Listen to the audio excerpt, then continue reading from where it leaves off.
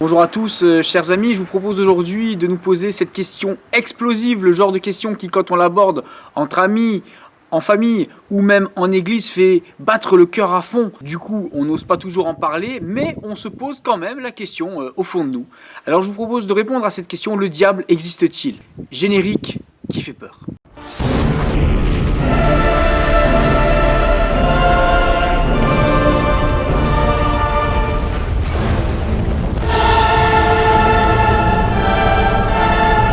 Alors le diable, certains disent que c'est un mensonge que l'on raconte pour faire peur aux gens, d'autres que c'est une vue de l'esprit, d'autres encore une invention de ceux qui croient en Dieu pour expliquer le mal. Or, je voudrais partager avec vous cette conviction, il existe bel et bien. Et je partagerai avec vous, à la fin de cette vidéo, pourquoi il me semble que c'est important d'en avoir conscience. Mais aussi et surtout de ne pas s'en faire une montagne. Pour nous convaincre de l'existence du diable, nous avons tout d'abord le témoignage de la Bible, des Saintes Écritures pour les chrétiens, qui n'ont pas pour but de tout nous expliquer, mais de nous révéler les grandes vérités sur Dieu, sa création, l'être humain, et le monde spirituel. Et puis, pour nous convaincre de l'existence du diable, nous avons notre expérience à tous, à chacun, qui je crois rejoint le témoignage des Saintes Écritures. Le diable, finalement, on peut savoir qu'il existe parce qu'on a tout simplement affaire à lui. Il agit à notre rencontre d'au moins 3 façons. En attaquant, en accusant, en arnaquant. Dans les Écritures, le diable est appelé de plusieurs façons. Diable, littéralement celui qui divise. Satan, qui signifie l'adversaire ou l'accusateur. Le mauvais ou le malin, le démon. Bélial,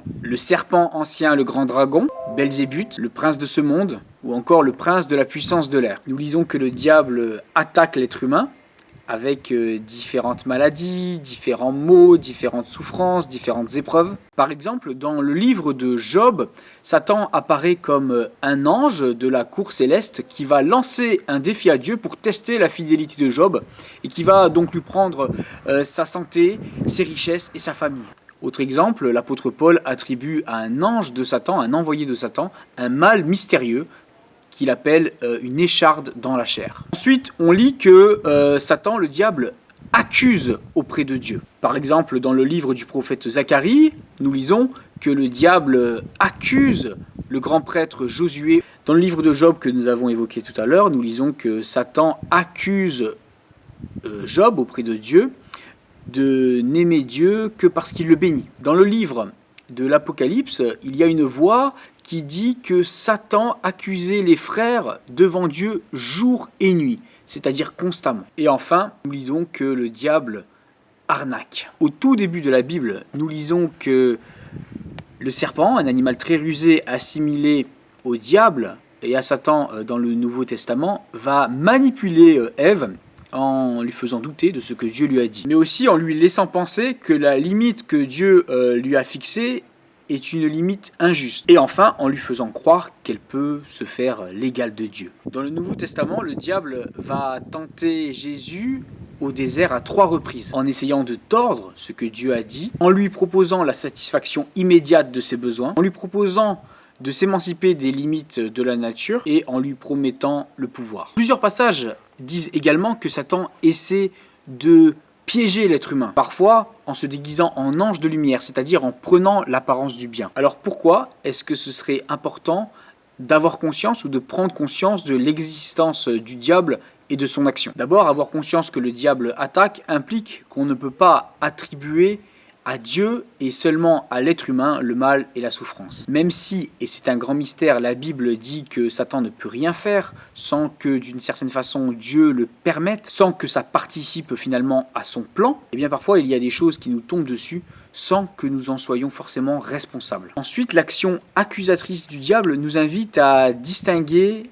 les bonnes des mauvaises culpabilités. Quand on a fait quelque chose d'objectivement mal, il est, je crois, très sain de ressentir une certaine culpabilité. C'est ce qui nous permet de nous remettre en question. C'est ce qui nous permet de nous réconcilier avec Dieu ou avec notre prochain. Mais il y a aussi des mauvaises culpabilités qui parfois nous tourmentent. Par exemple, quand on se sent coupable de quelque chose pour lequel on n'est pas responsable. Quand on culpabilise de ne pas faire quelque chose ou de ne pas en faire assez alors que Dieu ne nous l'a pas demandé. Quand on se sent toujours coupable alors qu'on a sincèrement demandé à Dieu pardon. Tout ça, c'est de la mauvaise culpabilité. Cela vient du diable et non du Saint-Esprit. Et je crois que c'est très important de faire la différence. Enfin, cela nous rappelle que dans nos luttes intérieures, il y a la contribution d'un être, d'une puissance, je ne sais pas trop comment il faut dire, avec une volonté, une intelligence qui cherche à nous séduire, à nous influencer, à nous tromper, et qui, comme on le voit dans la Bible, peut même aller jusqu'à nous posséder. Et donc cela signifie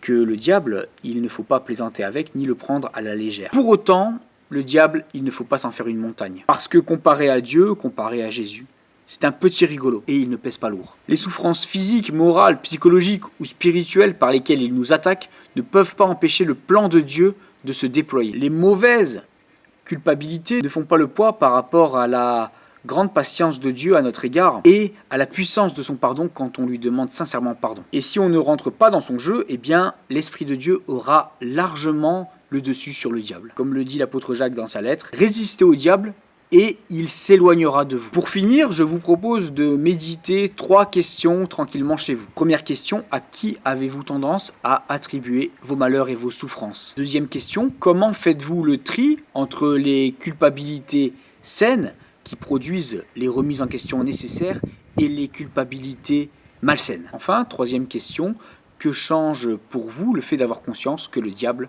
vous cherche des ennuis? Voilà, je vous dis à bientôt pour une nouvelle question explosive.